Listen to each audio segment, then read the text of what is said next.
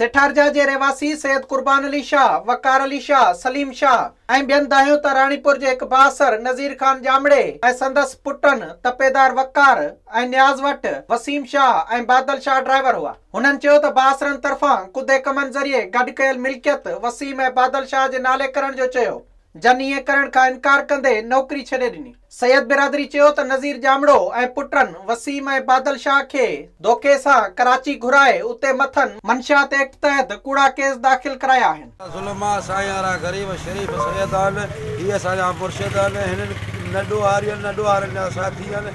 साईं ज़ाती थी थी वञे ज़बरदस्ती कयो, उन्हनि खे धमकियूं ॾियो, उन्हनि खे घरनि जे लॾाइण में चयो थो वञे।